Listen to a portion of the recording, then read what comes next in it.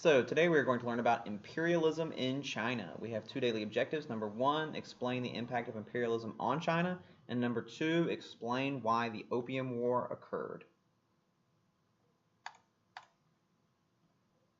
So China has always referred to itself as the Middle Kingdom because China exists between Northern Asia, Southern Asia, as well as Eastern Asia and the ocean. So they see themselves as in the middle of all of the other kingdoms. This map kind of shows us different details about China and how it grew. This border here is the modern day border of China.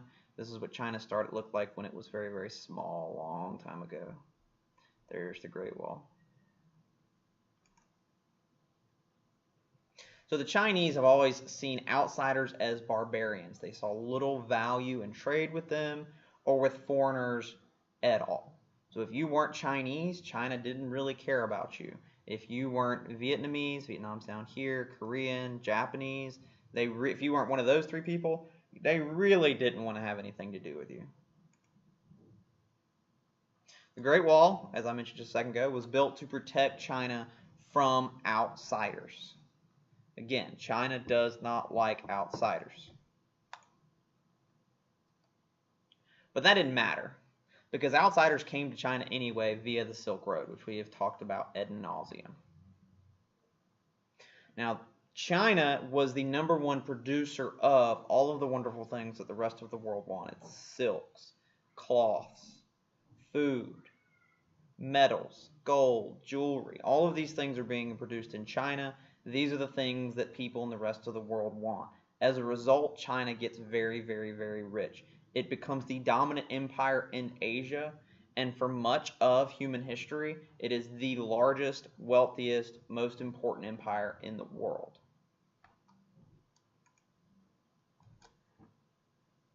Now, eventually, China does like this trade thing because it's making them rich, especially via the Silk Road. But the way it worked in China was if you want to trade with us, you have to follow our rules, not the other way around. China gets to make the decisions because they're important, because they're powerful, because they're rich. In 1644, northern invaders called Manchus conquer China and create the Qing dynasty. The Manchus come from over here, from a place called Manchuria. Imagine that.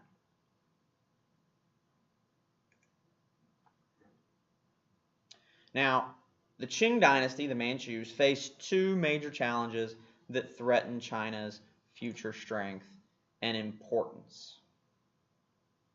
The first thing is a huge population. They actually have a population boom in the 1600s that leads to a huge rise in the number of Chinese peasants and therefore a competition for land. You got to have land so you can grow food so you can eat.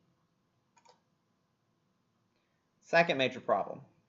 European missionaries and merchants arrived in Asia with hopes of trading with China.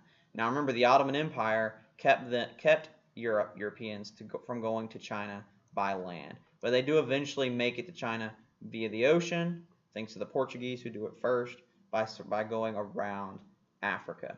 So European missionaries show up. Those are people who are trying to spread Christian faith.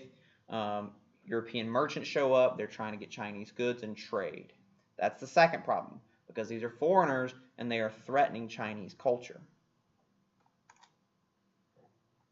Now, in 1793, Chinese Emperor Qianlong wrote a letter to answer a request for trade by British King George III, the same king that the American colonists overthrew. And he said, "Strange and costly objects do not interest me. As your ambassador can see for himself, we possess all things. I set no value on objects strange or ingenious, and have no use for your country's manufactures. The Chinese do not want to trade with Great Britain. Do not want to trade with Great Britain." So the Chinese had very, very little interest in trading with the West, and they rejected their trade offers. No, we're not going to trade with you. Go away. We've got this under control. Thanks. China's got a healthy agricultural economy. They're growing lots of food. They've got large deposits of natural resources, so metals. They manufacture lots of products like silk, porcelain, cloth. They really don't need anything the Europeans are trying to sell.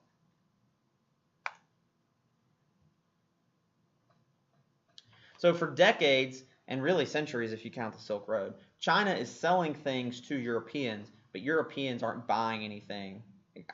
I got that backwards. The Chinese are selling things to Europeans, but the Europeans aren't selling anything to the Chinese. Now, this flies in the face of mercantilism, the economic policy that is still happening at this point in history. So this map here, we can see a British ambassador asking Chinese to trade. Now, this is obviously a British drawing. These pictures of the Chinese aren't the nicest, but this is how the British saw them. The British are desperate to find a product the Chinese would buy. They need to make money off the Chinese because the Chinese are making so much money off them. And the British want to make more money off the Chinese than the Chinese are making off of them. That's mercantilism.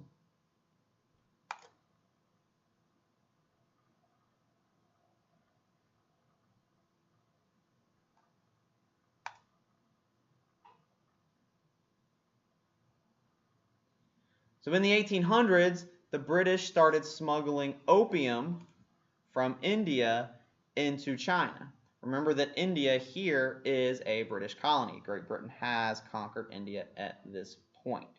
Opium is an illegal narcotic. It is the main ingredient in heroin. It is highly addictive. It is also very expensive. This over here is a place where the British are storing lots and lots of opium.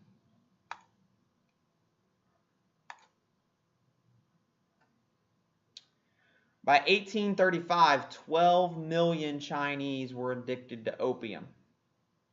These pictures we see here are opium dens. It's where you go to smoke opium.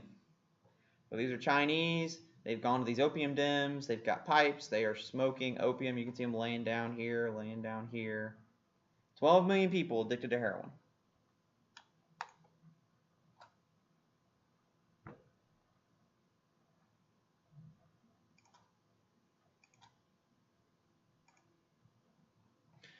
China realizes that opium is destroying the country.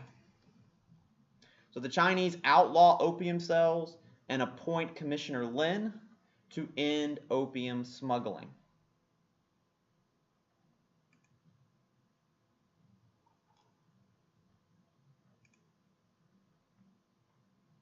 Now, Britain refuses to end the opium trade.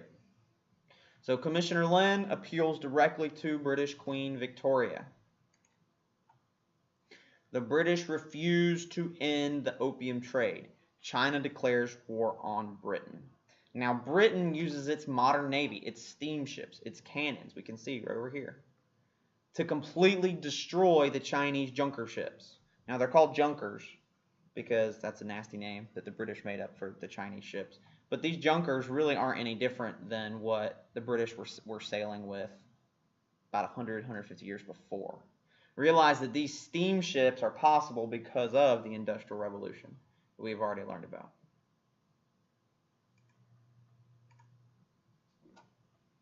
So the Treaty of Nanjing ends the Opium Wars. Britain receives Hong Kong as well as extraterritorial rights in China. What this means is that foreigners are not subject to Chinese laws. So the British can continue to sell and trade opium in China, and China can't do anything about it.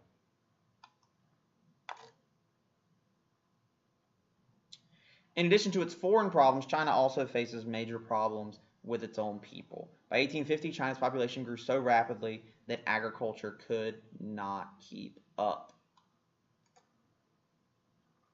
In 1853, Hong Xiuquan led the Taiping Rebellion in an attempt to end poverty among peasants.